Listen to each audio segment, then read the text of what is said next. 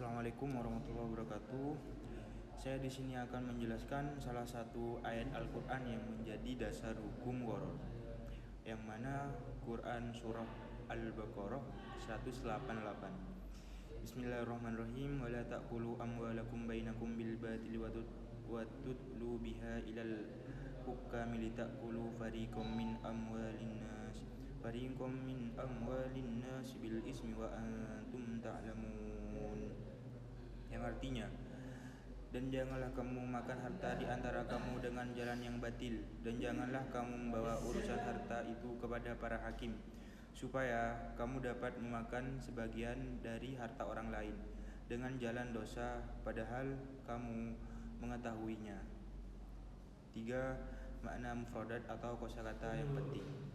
Kalau dijelaskan di kelas, bagian ini biasanya aku tekankan supaya pendengar paham makna kata kuncinya, yaitu wala ta'kulu amwalakum, dan janganlah kalian memakan atau menguasai harta, bil batil, dengan cara yang batil, tidak sah atau tidak jujur seperti menipu.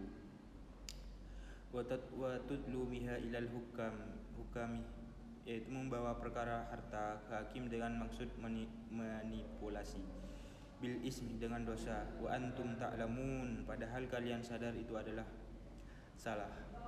Asbabun nuzul, sebab turunnya ayat ini, yaitu adalah berkaitan dengan kasus sengketa harta. Ada pihak yang sebenarnya salah tapi mencoba memanipulasi hukum, menggunakan celah hukum atau menyuap agar menang di pengadilan.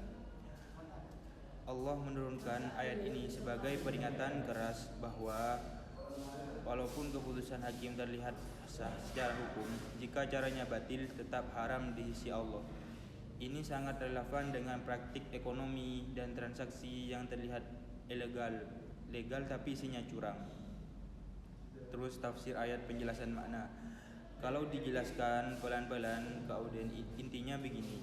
Ayat ini melarang segala bentuk pengambilan harta orang lain secara tidak adil, baik dengan penipuan, manipulasi, rekayasa akad, maupun permainan hukum. Dalam konteks gharar, ayat ini menegaskan bahwa transaksi yang tidak jelas objeknya, tidak transparan risikonya, atau menyembunyikan informasi penting itu termasuk memakan harta dengan cara batil. Walaupun secara formal akad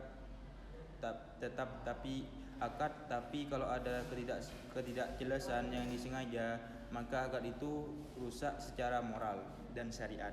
Terus kaitan ayat dengan gharar di sini, yaitu gharar sama dengan ketidakjelasan ditambah potensi merugikan. Ayat ini melarang harta diperoleh dengan cara batil, maka jual masuk dalam larangan ayat ini. Makanya Rasulullah SAW secara tegas bersabda, Rasulullah SAW melarang jual beli yang mengandung gharar. Hadis ini adalah penjelasan praktis dari Quran surah Al-Baqarah ayat 188.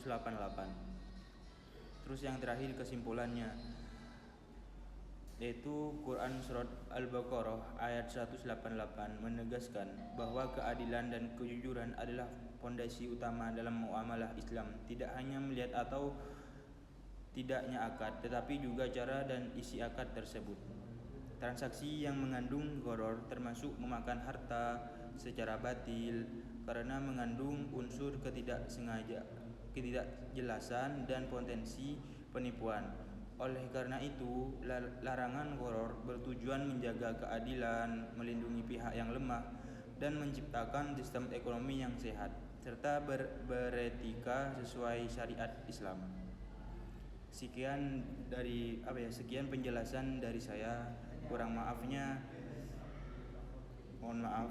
Wassalamualaikum warahmatullahi wabarakatuh.